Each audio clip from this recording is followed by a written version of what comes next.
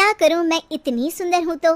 श्रीवास्तव मौसी का जब बेटा हुआ था, उन्होंने तभी ठान लिया था कि अपने बेटे के लिए सबसे सुंदर लड़की का हाथ मांग कर लाएंगी। श्रीवास्तव मौसी को भी बचपन से हीरोइन बन के रहने का बड़ा शौक था, तो बहू भी उनको हीरोइन जैसी ही चाहिए थी। एक दिन उन्होंने मिस गाजियाबाद डिम्पल से उसकी शादी करवा दी। यहाँ बस एक ही दिक्कत थी, डिम्पल को फेस मास्क बनाना तो आता था, पर आटा गूंथना नहीं आता था। बातें तो पक्की पक्की करती थी, पर रोटियां कच्ची पक्की बनाती थी। कमला बहन, मानना पड़ेगा, आप शहर की सबसे सुंदर लड़की को ब्याह कर ले आई है अपने बेटे के लिए। अब इसमें हमने तो कुछ नहीं किया भाई साहब, सब ऊपर वाले की कृपा है। जी जी, तो क्या क्या कर लेती है आपकी बहू? सब कुछ। जाओ बेटा डिम्पल, शर्मा जी के लिए थोड़ा नाश्ता पानी बना लाओ। डिम्पल नज़दीक जाकर श्रीवास्तव मौसी के कान में फुसफुसाती है। मम्मी जी, नाश्ता बनाना तो नहीं आता, सिर्फ पानी ले आओ। अरे बेटा, तुझे देखने कितने लोग आए हैं, इन सबको पानी पिलाने का ही इरादा है क्या? सुंदर हूँ इसलिए देखने आए हैं। क्या करूँ, मैं इतनी सुंदर हूँ तो आप ही बताओ ना, क्या करूँ मैं? अरे बेटा, कुछ मत कर, खाना बनाना सीख ले बस। श्रीवास्तव मौसी के लिस्ट में सुंदरता सबसे ऊपर आती थी और उन्हें उसी का फल मिला। उनके बेटे अशोक ने एक दिन माँ से शिकायत की। माँ, कैसी बहू ढूंढ कर लाई हो? मैं शाम को थक हार कर घर लौटता हूँ तो मुझे कहती है, आज पेडिक्योर करना है, करवा दोगे? अरे जबकि दिन भर काम करके पाँव मेरे थके थे। अरे बेटा ठीक है ना, धीरे धीरे सीख जाएगी। अरे क्या सीख जाएगी माँ, उससे कुछ भी नहीं आता।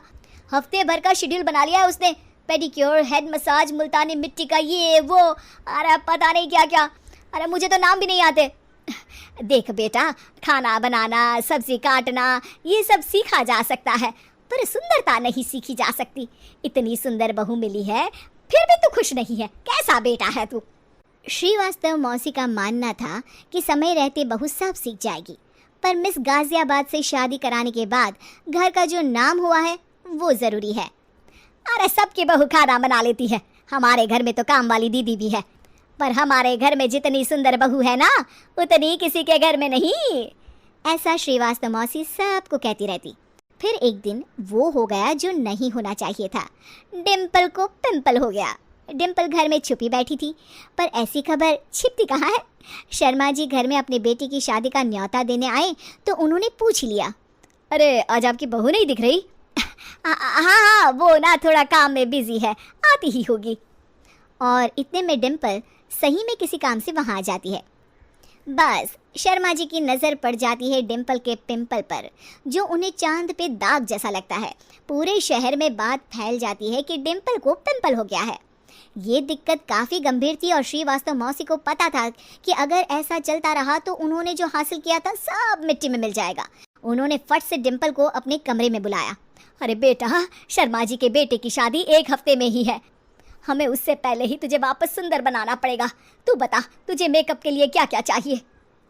डिम्पल की दी गई लिस्ट का सामान श्रीवास्तव मौसी शाम को ही ले आती है और उसके बाद शुरू होता है डिम्पल का मेकओवर। 1 हफ्ते में सारे क्रीम्स पाउडर टेस्ट हो चुके हैं और डिम्पल और श्रीवास्तव मौसी रेडी हो जाते हैं शर्मा जी के बेटे की शादी के लिए। शादी के दिन डिम्पल बहुत सुंदर लग रही थी।